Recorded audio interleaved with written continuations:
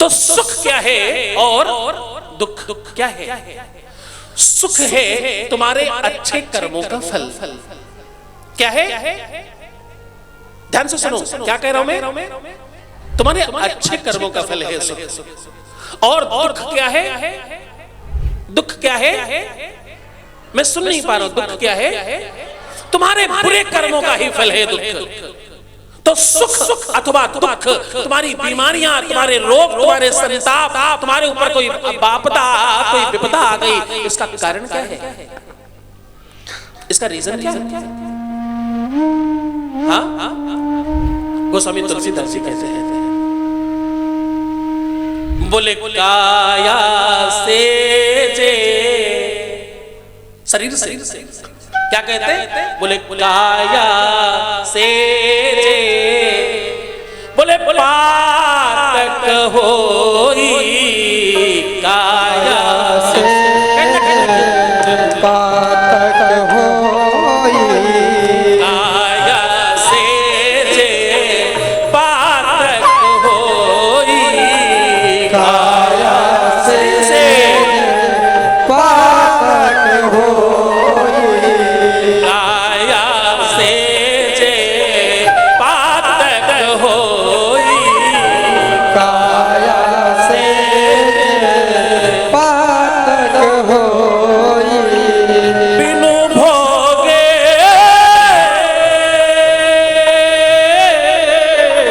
बिनु भोगे छूटे नहीं कोई। बिनु भोगे क्या बात है? काया से पातक होई काया से पातक होई काया से जो पातक होई काया से जे पातक होई बिनु भोगे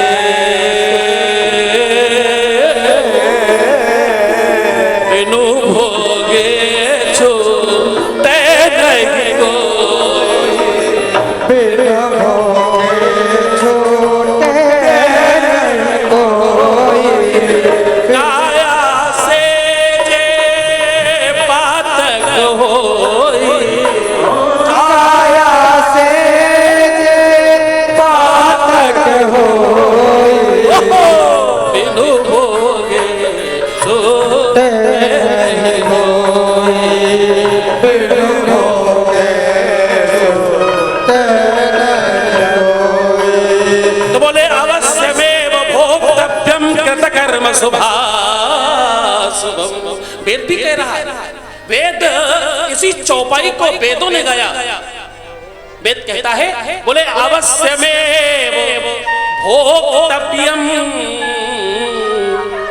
कृतकर्म शुभाशुभम। जो तुम्हारे जीवन में शुभ अथवा अशुभ कर्म होंगे उसका फल तुम्हें भोगना पड़ेगा। हाँ? और एक बात कहूं, ये बात हर किसी को हजम नहीं होगी। शिव महापुराण किसी वक्ता के कारण सुना नहीं जाता, शिव महापुराण महादेव के कारण सुना जाता है। जो परमात्मा का भक्त है, जो ईश्वरवादी है, जो परमात्मा को समझता है, जो परमात्मा को जानता है, जो ईश्वर को कुछ मानता है, उसके जीवन में शिव महापुराण अपने आप उतर जाता है। हाँ? तो सुख और दुख, सुख और दुख, ये दोनों ही तुम्हारे ही कर्मों का प्रतिफल है। जो तुम करते हो उसी का तुम्हें फल मिलता है। अब इसी सुख को और दुख को गरीबी और अमीरी कह लो, वो भी वही बात है। वो बिल्कुल एज वेल एज वैसा ही, बिल्कुल जैसा हम कहते हैं। गरीबी और अमीरी भी तुम्हारे अपने ही कर्मों का फल है। अब एक और महत्वपूर्ण बात बताने जा रहा हूं, बहुत ध्यान से समझना। इस पूरे के पूरे हॉल में हो सकता है कुछ चंद चार लोग ही इस कथा को पूरी तरह से सुन पाए और समझ पाए। मैं तुम्हें विश्वास दिला रहा हूं, तुम जितने भी शब्द समझ जाओगे और पकड़ के ले जाओगे, तुम्हारा जीवन उतने ही शब्दों में परिवर्तित हो जाएगा। इसलिए गंभीरता से सुनना। अब तुम्हें लगता है मैं जब कह रहा हूं अवश्यमेव भोक्तव्यम कृतकर्म अशुभम, जब मैं कह रहा हूं काया से जे पातक होई बिन भोगे छूटे नहीं कोई, जब मैं कह रहा हूं कि तुमसे जो पाप होंगे वो, जो पुण्य होंगे वो, जो तुम अच्छे कर्म करोगे वो, जो तुम बुरे कर्म करोगे वो तुमको भोगना पड़ेगा। तो तुम अब ये बताओ कर्म क्या होता है? अब ये बात अगर पता लगती है कि कर्म काम काल में होता है, तो कर्म क्या है? कर्म किसको कहते हैं? मैं किसी का दिल नहीं दुखाती, कर्म है क्या? मैंने किसी का अहित नहीं किया, कर्म है क्या? मैं रोज खाना पकाती हूं, कर्म है क्या? तो बताओ ना कर्म क्या है? इतनी बात समझ में आई तो हम लोग अब आगे बढ़े, ये समझ लें। अगर ये बात समझ में आती है कि कर्मों का फल मिलता है, दाहिनी भुजा पर कोई सत्कर्म लिखने वाला बैठा है, बाईं भुजा पर कोई दुष्कर्म लिखने वाला, पाप लिखने वाला बैठा है, तो चलो जान लेना कि कर्म क्या होता है। तो आज से सुधार। तो क्या है कर्म? कर्म किसको कहते हैं? बड़े ध्यान से समझना। तुमने जो कथाएं सुनी हैं, ये कथा उससे बहुत अलग है। तुमने शिव महापुराण भी जिस तरीके से सुना है, ये तरीका भी बहुत अलग है। तुमने ऐसे तो कभी कथा नहीं सुनी। इस तरह कहां कथा सुनते हो? कथा तुम कैसे सुनते हो पता? कथा सुनने वाले तीन तरह के लोग होते हैं। कितने तरीके के? तीन तरीके के लोग। एक होते हैं कथा सुनने वाले श्रोता। कौन होते हैं? श्रोता, जो कथा को पूरी तरह से, पूरी भक्ति भाव से सुनते हैं, उनका नाम है श्रोता, सुनने वाले। श्रोता मतलब कानों से जो भली भांति एक ही जगह अपने मन को एकाग्र करके, बुद्धि को, चित्त को एकाग्र करके बैठा सुन रहा है, इसका नाम श्रोता है। दूसरा सरोता। सरोता समझते हैं क्या? सुपारी काटने वाला। अब ये सरोता वाला जो संख्या है, ये बहुत ज्यादा है।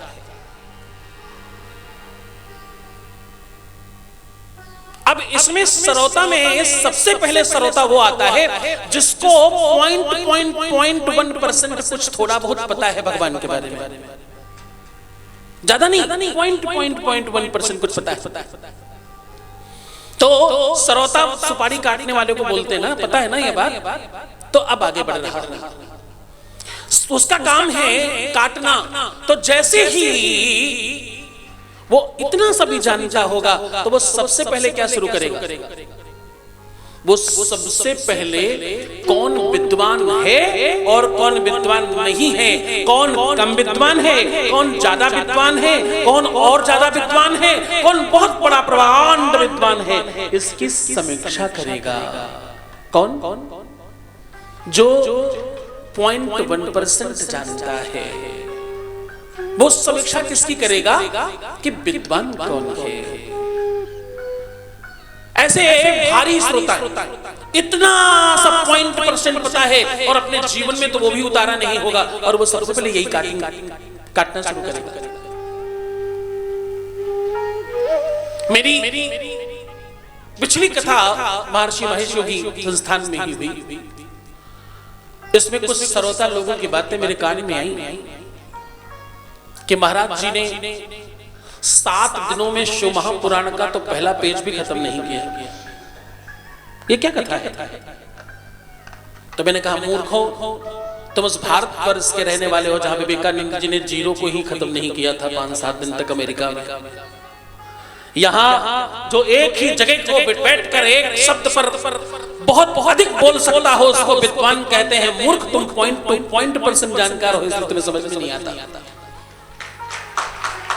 पूरा ग्रंथ में तुम पर उड़ेल दूं और तुम्हें एक भी शब्द पता नहीं लगे, ऐसी कथा का मतलब क्या है, ऐसी कथा का कारण क्या है, ऐसी कथा कैसे होती है? मैं तुम्हें 100% परिवर्तित करने के लिए बैठा हूं। तो सुख और दुख में तुम अच्छी तरीके से सुनोगे तो हम लोग कर्म पर बात करेंगे। तो दो प्रकार के हो गए, एक हो गए श्रोता, दूसरे हो गए श्रोता। व्यवस्था कम अच्छी है, भीड़ कम अच्छी है, भोजन ठीक नहीं है, प्रसाद का अरेंजमेंट नहीं है, तमाम तरीके की कटिंग करना उनका काम है, उनका नाम है श्रोता। अब तीसरे और भी एक लोग हैं, इनका नाम है सोता। क्या नाम है? सोता।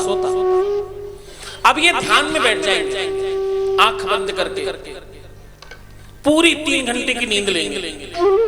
किसी ने पूछा क्या? बहुत अच्छे सुन रहे बेटा, बहुत बढ़िया कथा चल रही है, डिस्टर्ब मत करो, बोलो मत, कुछ कहो मत, बहुत बढ़िया कथा है, बहुत अच्छा कह रहे हैं गुरुदेव। क्यों? क्योंकि सोने में आनंद आ रहा है। तो वो दूसरे वाले कौन है? आखिरी वाले सोता, श्रोता, श्रोता और लास्ट में सोता। तो ये तीनों ही श्रोताओं में केवल श्रोता वाला ही अच्छा है।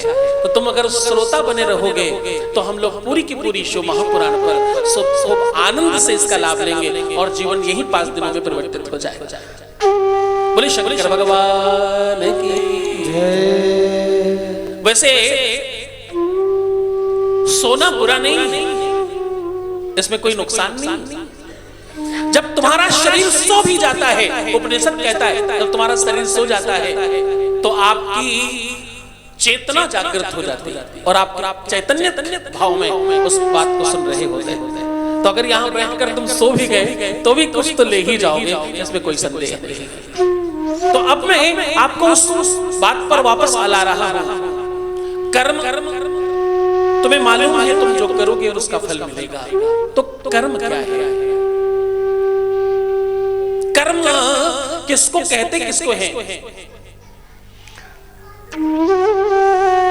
इस संवाद में हमारा सनातन बहुत उत्कृष्ट और बड़ा श्रेष्ठ है। सनातन में संवाद है, एक प्रश्न करता है, दूसरा उत्तर देता है। गीता में क्या है? संवाद है, एक प्रश्न कर रहा है, एक उत्तर देता है। हर कथा में प्रश्नोत्तरी है। तो इसलिए मैं तुम्हें प्रश्न कर रहा हूं और फिर उसका उत्तर दूंगा तुम्हारी तरफ से। कर्म क्या है? कौन बताएगा? कर्म क्या है? कर्म किसको कहते हैं? तुम जो अपने हाथों से कर रहे हो वो कर्म है, अपने विवेक से जो कर रहे हो वो कर्म है, अथवा अपनी आत्मा से जो कर रहे हो वो कर्म है, अथवा तुम रोज जो दौड़ भाग रहे हो इसको कर्म कहते हैं। कर्म क्या है? तो गोस्वामी तुलसीदास जी बता रहे हैं कर्म क्या है। बोले कर्म प्रधान विश्व रचिराखा, जो जस करगी सो तस फल जागा। जो जस करगी सो तस फल जागा। कर्म प्रधान, कर्म प्रधान ईश्वर राखा। कर्म प्रधान ईश्वर राखा। जो जस करहि सो तस फल जागा। जो जस करहि सो तस फल जागा। जो जस करहि सो तस फल जागा। जो जैसा करता है उसको वैसा फल मिलता है। कर्म विश्व की सर्वश्रेष्ठ व्यवस्था का नाम है। तुम्हारे 2 हाथ जिनको संस्कृत में कर कहा जाता है, हाथों को क्या बोलते हैं संस्कृत में? कर।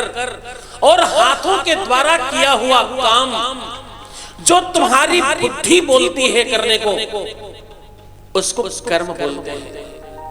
तुम जो नित्य काम कर रहे हो अपने हाथों से, वो कर्म की सबसे निचली संज्ञा है। तुम जो अपने विवेक से कभी कभी करते हो श्रेष्ठ काम, वो कर्म की दूसरी संज्ञा है। और जो तुम कभी संत महात्माओं और वेदों और पुराणों की वाणी सुन करके करते हो, वो सबसे श्रेष्ठ कर्म है। ये तीनों ही कर्मावली को कर्म कहा जाता है। और उस कर्मावली की पद्धति का माघ का महीना सबसे श्रेष्ठ माघ का महीना माना जाता है। क्यों? क्योंकि इसमें भगवान सूर्य कर्म के दाता शनि की राशि में प्रवेश कर रहे हैं, इसलिए ये कर्म का महीना है। और इसमें संक्रांति भगवान सूर्य कर रहे हैं। अगर तुम इस बात को थोड़ा महती तरीके से गंभीरता से समझने की कोशिश करो तो पूरे के पूरे साल में यही एक महीना ऐसा है जिसमें तुम अपने कर्म को बैलेंस कर सकते हो, अपने कर्म को सुव्यवस्थित कर सकते हो और अपने कर्म को पूरी तरीके से सुनियोजित कर सकते हो।